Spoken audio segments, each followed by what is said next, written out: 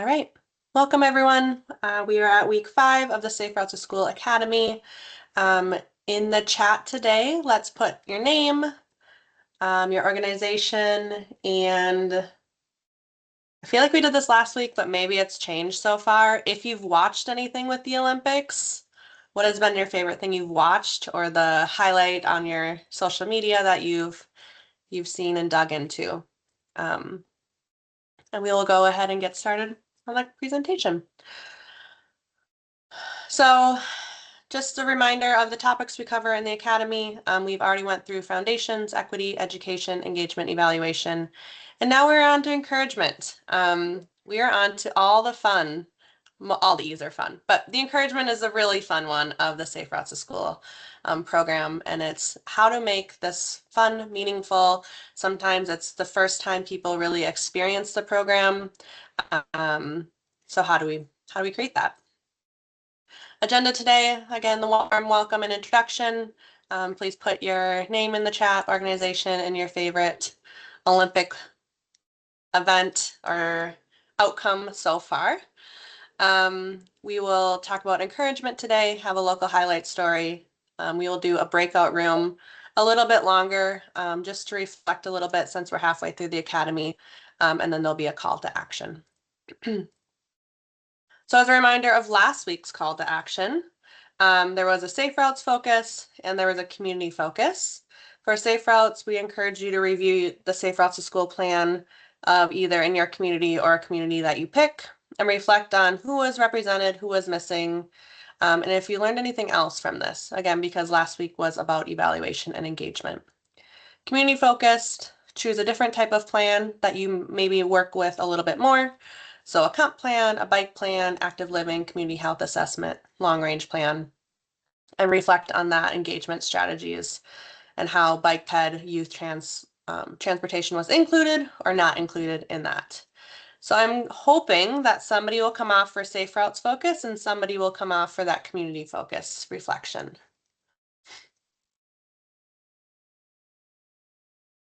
That can be in either order.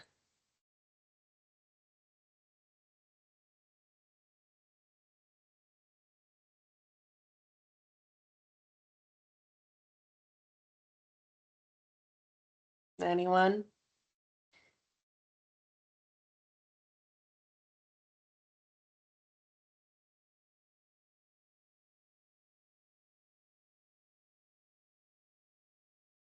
Did anyone have trouble finding their Safe Routes to School plan? We can always help with that too. Or if you don't know where to find your other transportation plans, we can maybe try and help and dig around on some websites for you.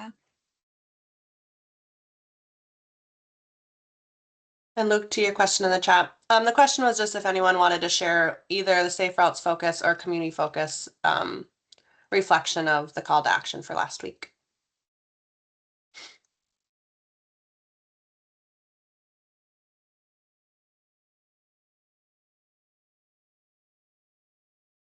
Yeah, Carrie. There we go. Hello. Yeah, so I was looking for the Safe Routes plan in my neighborhood. That one was the Watton Middle School and Bryn Mawr Elementary School. And I actually was having a little bit of trouble finding if there was the appendix yet. Probably not, I'm guessing, since I think that plan is still being written. I did see a live survey, which was neat. Yeah, Bryn Mawr's doing their engagement right now, sort of. And so that plan, I think it's most likely going to be done next fall. Gotcha. Well, I did appreciate all the many languages that the survey was in. That was an observation. Amazing. Yeah, Carrie, you get to be involved with the actual planning of it potentially. So that'll be fun to see it kind of through versus just the outcome of the plan. Thanks for sharing. Luke put in the chat, he has access to active living and comp plans. They are all outdated. I feel like sometimes that happens with plans, right? We, especially with MnDOT, love a good plan.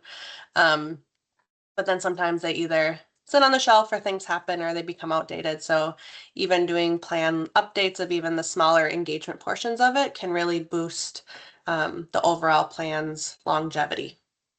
Anyone else want to come off and share? Yeah, Taylor. Yeah, so I guess for the community focused, Worthington is working through updating their active living plan right now. And so we finished up some like engagement events this last fall, late or early winter, I suppose. And they did a survey in a couple different languages. And then we did like a little dot voting event with like a library event in Worthington to get some of like the family input with their kiddos around too. So that was kind of fun. Fun. And it all worked well. You felt like there was not as many gaps of people you've missed or experiences. I think we definitely could have done more.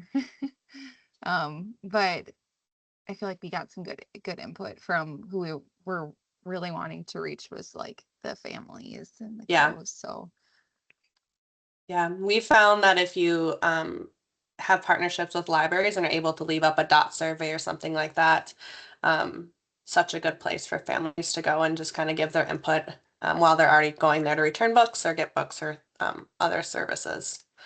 Thanks for sharing, everyone. I appreciate it. Okay, so today again, we're going to talk about encouragement E. So for encouragement, it's really thinking through those events and activities that really spark the interest, spark the fun of the parents and caregivers in the school to try out walking and biking culture. It might be the first time they've ever done something. It might be they've been doing this for 10 years and it's a really large community event. It can range from anything. And everything in our eyes with our MnDOT team is successful. If you try it, you did it. We're supportive of that. So that is kind of what the encouragement is. We just wanted to call out to oftentimes, and we've heard that using event days is really helpful in being strategic if you have something in your community or in your program that you want to highlight, engage key stakeholders on. So we know several schools invite elected officials to attend events. They hand out proclamations or they talk the news articles. They send or share the stickers, things like that.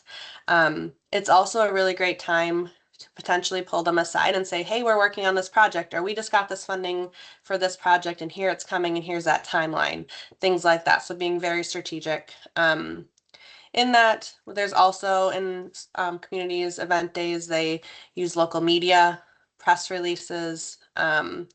They walk with the students. So if you do attend event, sometimes all you're to do is to walk with those kids. And it's sometimes the best conversations you will have. I would say all season, sometimes all year. I remember we did one for fall walk to school day, and these kids were just like enamored with how big the leaves were. They were like as big as their head. Um, and it took a really long time to get around that block because there was so many leaves. But that curiosity, that excitement, I'm sure they'll remember that maybe more than other times of how they get to school. So again, just making that fun, welcoming environment. Okay, so we're just going to go through some other examples of what encouragement events may look like. So there's kind of two sections. One is remote drop-offs. The other one is adult supervision. So for remote drop-offs, there's two types. The first one is a parent park and walk.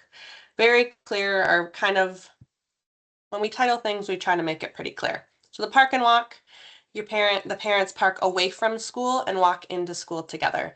This is really helpful if you do your caregiver surveys and there's concerns about congestion around schools, specifically in arrival.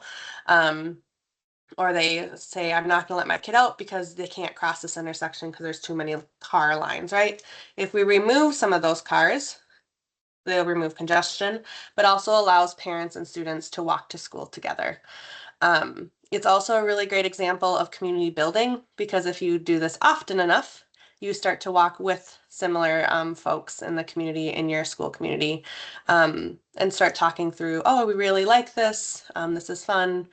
Boy, it's cold today. I'm sure somebody in Minnesota will talk about weather at some point.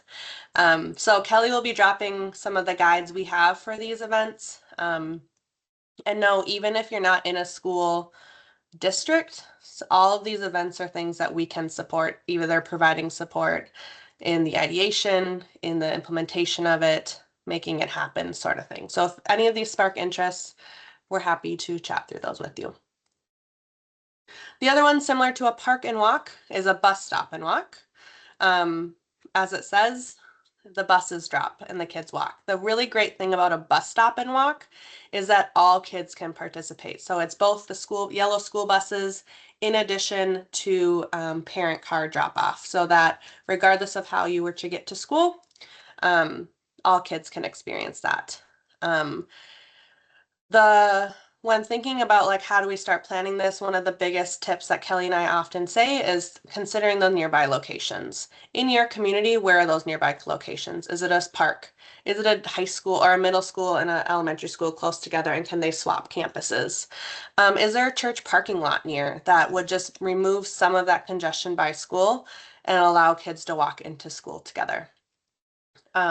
This is also a really great way for rural school districts or consolidated school districts to still have all those kiddos be able to experience walking to school together, knowing that there's many modes of transportation to get them there. Kelly, do you have anything on either of those that I missed? No? Okay. All right, and then so now into adult supervision. So examples of this. So when conducting caregiver surveys, often adult supervision is one of the priorities for engaging in safe routes to school. It's either my kid's too young and I don't feel safe enough for them to walk to school together, or the perception of crime in the neighborhood, things like that, crazy drivers, and so forth. So crossing guards is school staff or parent staff. Yeah, obviously, I'm hoping you're all familiar with this program, and it really supports safe crossing to school. It's identified intersections of concern. It's either right outside the school or a different intersection within that walk zone to help help students get across those intersections safely. MnDOT currently does not have a training for crossing guards. We used to, if you've been around for a little while, but there are other trainings nationally that we will drop in the chat if you're interested. This is also a good one if you have connections with school and either school staff or parents are interested in crossing guards. This is a free resource training for them to just learn the best practices of that. In addition to that, we have school safety patrol, and these are with students. The thing that I have learned is that across the state, the variation of what districts use, if it's crossing guards, safety patrol, they say safety patrol, but it's really adults. It's all over the place. So if you have a district that you work with, community, and you're unsure what program they have, if they have one, I would encourage you to explore what that is. So if it's student safety patrol, that just means the kiddos are helping younger kids cross. This is a really great way for intersection of older kids and younger kids to work together. Also, student safety patrol is trademarked under the AAA program. So there is additional funding sometimes for if you need new flags or vests or winter gear and stuff, where the crossing guard with the adults is not under AAA. So just a little caveat there, but a little tip for you. And it's really successful, either one of these. Oh, I was also gonna say, no, it's in another slide, so I'll hold that. Anything, Kelly, with either safety patrol or crossing guard? No. Another one that has becoming more popular is the walking school bus. As it sounds like, it is a group of students that walk to school together. Usually they start at one intersection, they identify that, and then along the way, other students can join. This is a really great way to explore which routes are the best for school, to encourage students within that walk zone to walk together. We have partners that do it walking Wednesdays once a week. some that only do it on event days, some that just do it as a pilot to see how it is. So there's a large range of what a walking school bus even looks like or how it's successful in your community. I will say from what we've learned from our partners and coordinators is oftentimes the walking school bus takes a lot more resources than some other of the event day items, just because there has to be there's adult supervision, or if staff are doing it, they might need stipends and things like that. So logistically, it's a little bit more challenging. It's really successful. Kids love it, but just know starting out, it might not be the best option for a program just because sustaining a walking school bus, you have to have the staff and parent buy-in. But it's fun. As you can see in this picture, all the kids are having a blast. I don't think we have any pictures of kids like frowning in any of our work, but if any of you have a picture of that, please send it to us to let us humble a little bit. Okay, the other adult supervision one that has become super popular because, oh, I'm blanking on it. Was it Ashton Kutcher? Who was a bike rider? No. Do you remember? There was somebody out on the East Coast. Go ahead. Well, in Portland, there's Coach Balto, and he has a TikTok and Instagram, and he has one of the largest bike buses Okay, in that's the what it country. is. And I think some like famous actor joined that bike bus one day. So it like blew up. Anywho, we also in Minnesota have really great bike buses, or bike trains, same thing. Again, it's a similar approach to a walking school bus, but you're on bike. You start at a location, you bike to school together. There are adults in the front and the back to make sure those kids are having fun and being safe. It does show that utilizing bike buses and research, it does help with increased physical activity. Again, all of them do, because if you walk instead of get dropped off at the door, you're going to have increased physical activity. And it gives opportunity for kids to practice the route of how to, Justin Timberlake, thank you, Riley, gives opportunity for kids to practice how they would bike to school or bike into their community. So this is in Minneapolis bike bus during one of the event days. And the amount of people that come out of their houses in the morning just to see these huge groups of kids bike by is pretty awesome. Okay, and a couple other ideas. So those were mainly for our elementary school. You can use those similarly in middle school, high school, but there's also some other ideas for encouragement in middle and high school. So the first one is car-free campus days, specifically thinking through greenhouse gas, vehicle mile travel, climate. We know that the kiddos these days in middle school, high school really are concerned about climate. So this is a way to kind of get into that group. Bike campaigns are another great one.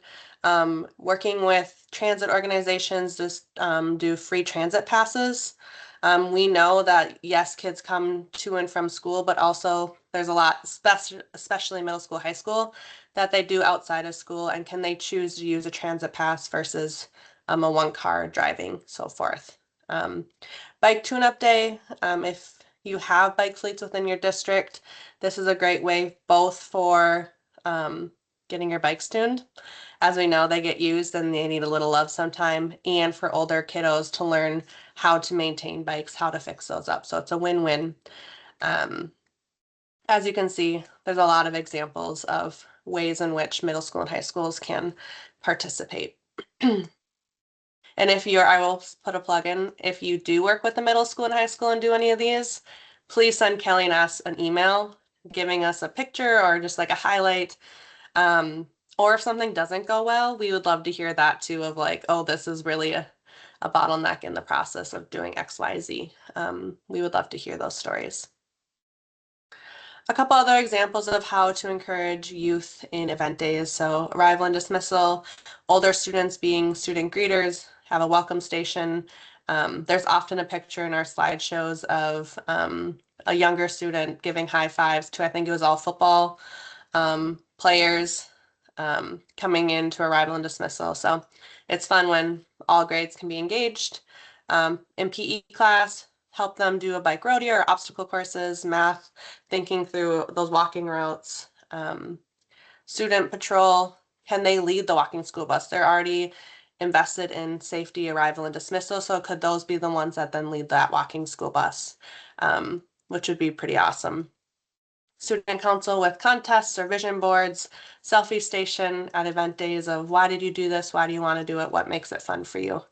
And then some districts have one big event day in the auditorium of specifically in May when it's Bike to School month. And we have Bike to School Day, the first Wednesday of the month, thinking through like as a community, let's really try to walk and bike to school this month. Hopefully we're done with snowstorms at that point and just really get that community excited about walking and biking modes. We also just wanted to call out rural encouragement. As we know, a lot of this does focus, well, my work focuses on Metro. Kelly's the greater Minnesota guru. But in rural, there's also ways you can do this, right? So yes, it's a consolidated school district, or on average, students have to drive 10 to 15 miles to school. We know that you can't then walk to school, but there's ways in which once you get to school, you can still engage in that encouragement. So remote drop-offs, bus stop and walks, walking field trips, even if it's within the campus. A story stroll is a really great example. We will have it as, I think, the highlight for today. But that can be on campus and still encouraging that movement. The morning mile, we know if you have a track, having those kiddos just get moving. And even a bike benefit program or bike maintenance to just really think through how can it benefit both those users or the bike fleet and those older kids learning those skills. I don't want to be Minnesota without saying we have to do this in the winter too. We're not lucky enough to be somewhere warm 24/7, but there are ways in which we can still encourage walking and biking in Minnesota, and we've seen it over and over again. Some schools have done winter walking punch passes, so you get a pass. If you do it 10 times, you get an incentive. On the slide, there's this door hanger on the right, and students have put them at the doors within that walking route. So knowing if there's a street that is perpendicular or goes right up to that school, putting those there just a reminder of, hey, you're on the walking route, please make sure you do snow removal. Winter, other things, walking school or field trips, walking on the block, winter story stroll. We know our kiddos are resilient and it's still able to get out walking and biking in the winter. I know there's a few folks, I don't know if they're on this call, but there's also fat tire bike fleets around the state too. So thinking through, you can still bike in the winter. You might just need a different type of bike. And we just wanted to call out that event days, we encourage you to be more creative versus that expensive of we have to have this be perfect, right? Kiddos are excited when they get something new to arrival and dismissal. A sticker goes a really long way. Just apologize to your custodians early on because they'll be sometimes all over the school. But we can ask business donations for either coupons or discount codes.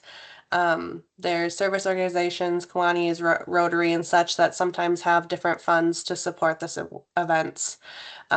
School bucks, again, if you do XYZ, you earn school bucks and you can get bike lights or a vest or so forth. I don't want to say helmet because I feel like that's going to just go into a rabbit hole, but other things that support safety.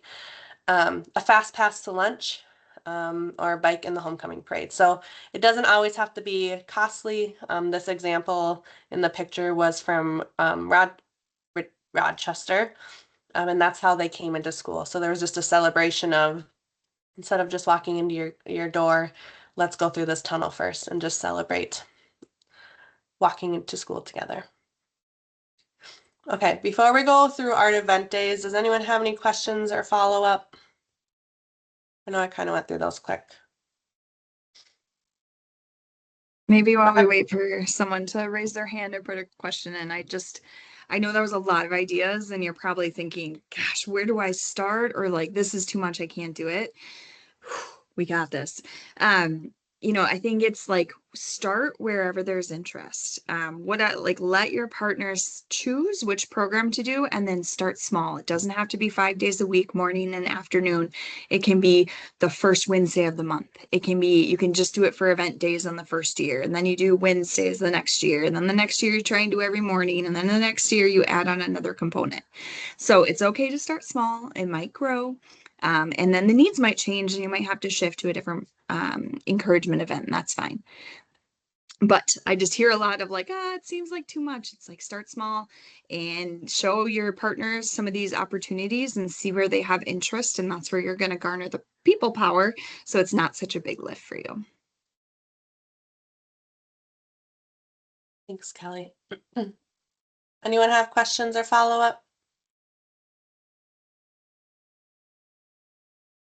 In the chat, for those trains in the past, typically our trails committee would spearhead the effort and then some school staff would help.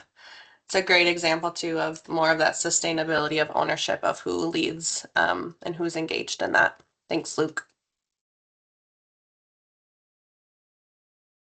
All right, we will keep going. If your ideas come to you, come off mute, raise your hand, or put it in the chat.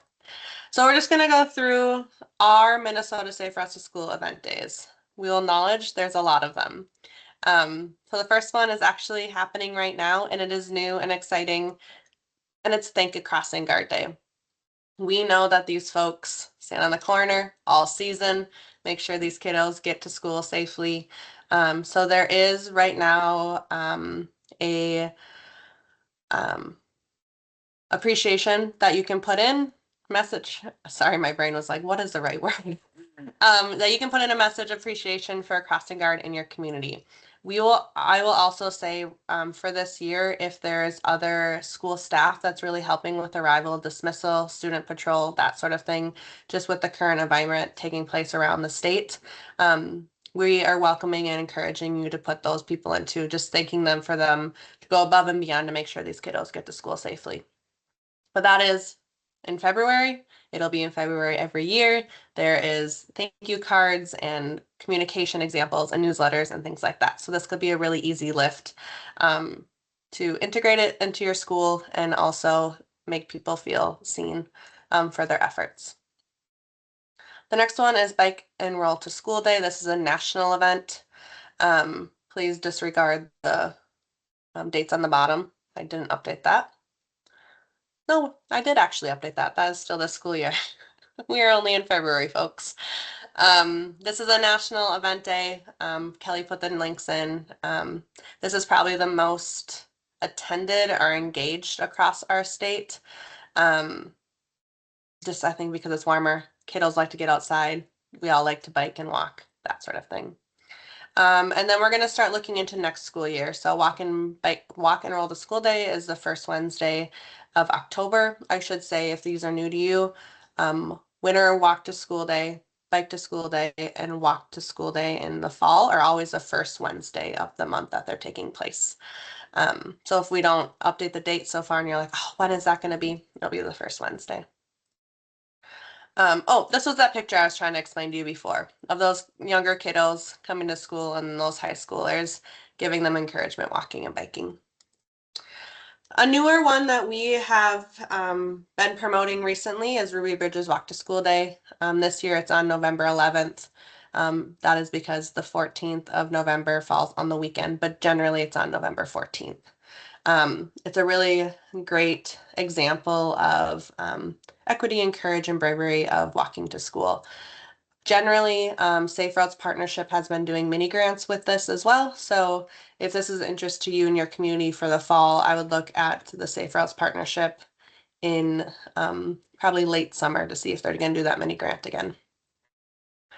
Winter Walk and Roll to School Day is in February, the first Wednesday. I believe we were the first state to do the winter event. I think a few others have taken it now.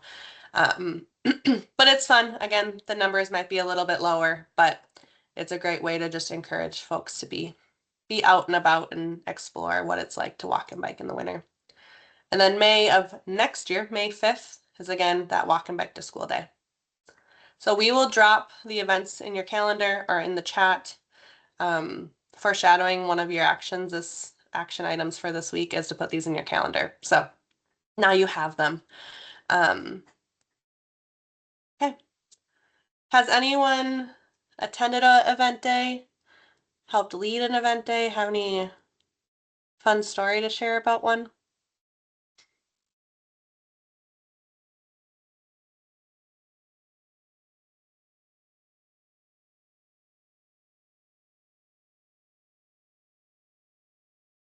No? Okay. Alrighty. Per request from this group, we are going to do a breakout room for a little bit longer today, hopefully for you all to chat. We are going to be in the room for probably, I don't know, we can do 15 minutes, Kelly? That work? And Kelly put in the reflections in the chat. We'll also put them in the breakout room. But really the thoughts of this conversation is reflection of halfway point. So what is shifting for you? Thinking back from the start of the series, what is either one belief, assumption, or practice that has shifted for you so far? What's emerging as your biggest question? This is going to help us if we haven't answered it yet, then we can help answer that with you in the next couple weeks. And then where do you see that momentum building? So we've already covered 4 of the Safe Routes to School E's. And where's that promising momentum, even just in your idea and ideation of how we can support our communities, or you've potentially reached out to community partners already and there's some actionable movement taking place. So as a team, just walk through those together. We'll come back after 15 minutes, ask somebody to share out, and then we'll wrap up the presentation for the day. And while I move you into breakout rooms, you might want to copy the questions that are in the chat so you can see them when you get there.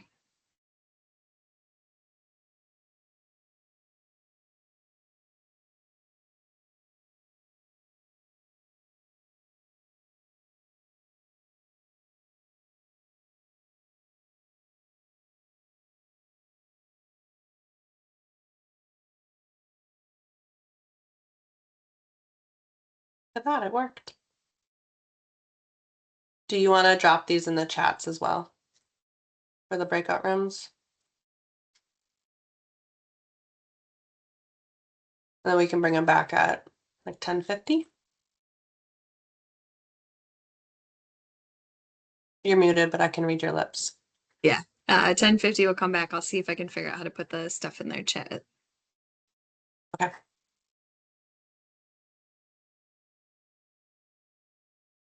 I'm gonna go off camera.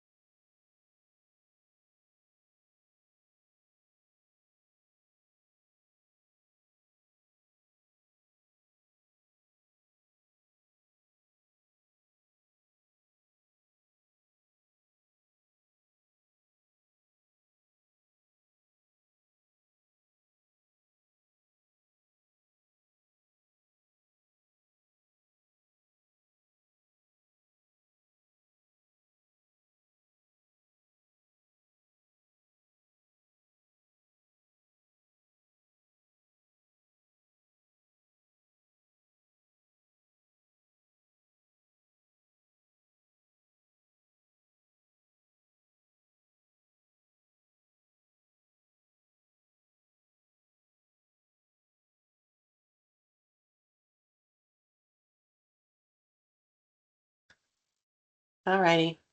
Bring it back. Sure.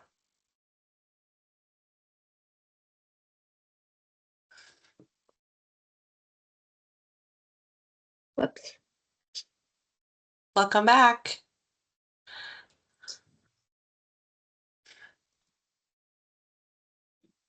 Oops. Welcome back, everyone. Nice to see your face before you go off camera again.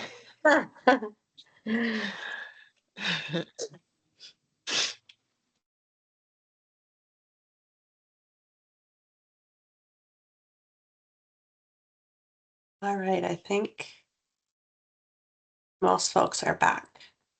So hopefully that was a lively conversation. Does anyone want to share what their group talked about for any of the questions of 1, 2, or 3?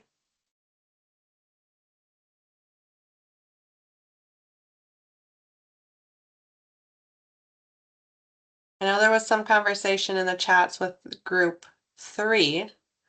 I could call you out that way too. Group 3, do you have a reflection that you'd like to share?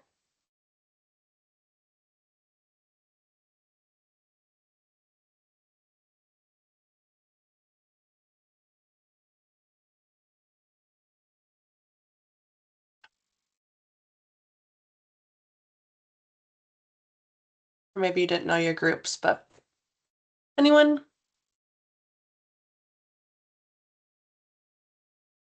Either something that's shifting for you. Yeah, Diana, you coming off mute? Yes, I'm coming off mute. Great.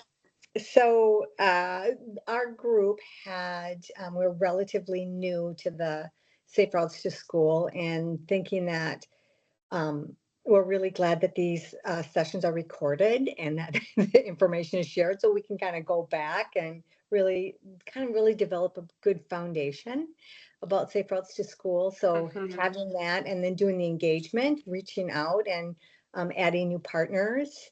And looking at different funding opportunities that could be, that might be available for, supporting buying helmets or different, things for, even if it's a matching grant, whatever. So, and then I think Carrie commented, 2 people commented that, now's a time when,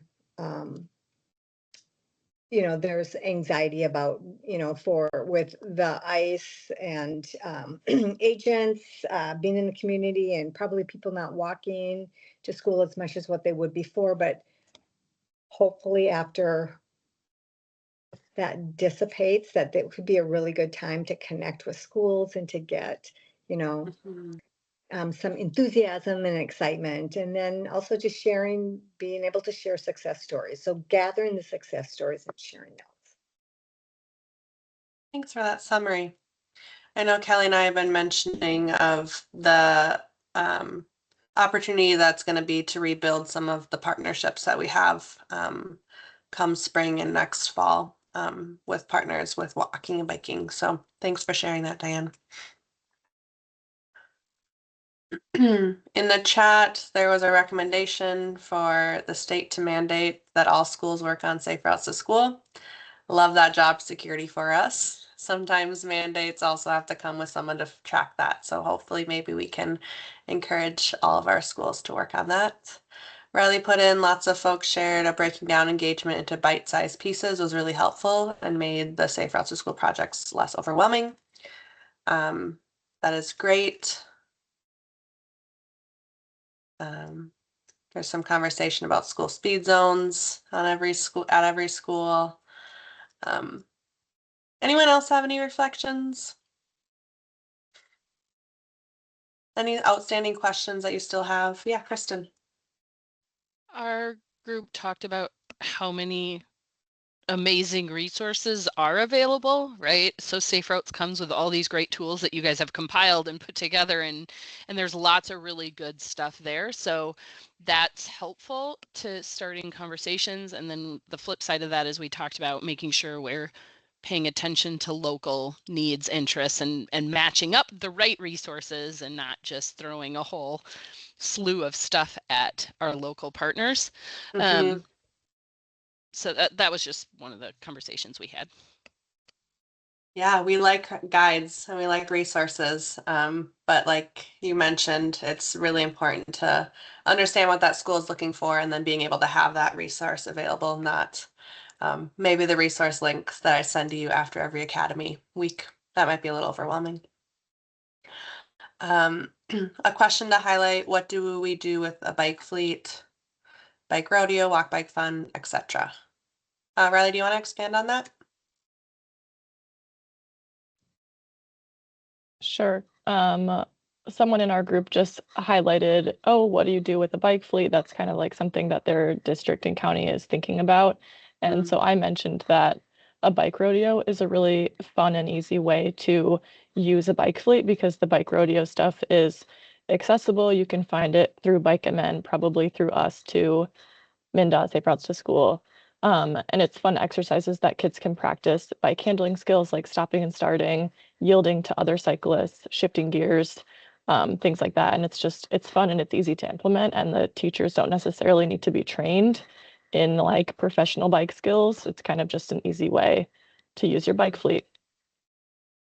Yeah. Also add walk bike fun. One of the best portions of walk bike fun is the neighborhood bike ride. And giving the opportunity for all kids to experience or have that experiential biking in the neighborhood is another way to use the bike fleet. Okay, we'll go on. Thank you all for sharing and coming off mute. I appreciate that. Okay, so the local success story or highlight story today is about story strolls. So this is a very great way to engage students in walking events. So there's two examples here. First is the New Ulm one. As you can see, it was partnerships with their schools, Safe Routes to School. They had a story about Old Rock, and as you can see, this in a story stroll, you put the book on signs, and then you just walk along and get it. So you have physical activity and literacy combined together. This is a great way to partner with local libraries, parks, schools, and so forth to kind of encourage that. You can see on the right, South St. Paul Public Schools did it. This one was actually in both Spanish and English for their students to walk through, and it was through a partnership with the parks. So again, it could be a low-level lift like this as an event to just begin that conversation about walking and biking. And this one has literacy in it as well. Alrighty, the call to action for this week. First off, please mark your calendars for the event days coming up, either to participate in, to attend, to reach out to your partners and say, how can I support you, and so forth. The second call to action for the week is to identify a community member that you may want to help with. We know that schools are at max capacity, especially right now. And if you know, generally they do a bike to school day event. And if you have capacities, reach out and say, hey, I would love to help you with this. And it might be as small as handing out the stickers to as large as helping with some communications that they can put on their social media. So identify that school community, and then we encourage you to reach out to them. The bonus one today is that if you have a school community that does crossing guard, if you know schools and staff and parents that are going above and beyond right now to support arrival and dismissal, please submit a crossing guard appreciation post for them. We would love to just get a statewide participation in highlighting all that really important work that these individuals are doing to help our program. And with that, I will stop the recording. We will stay on if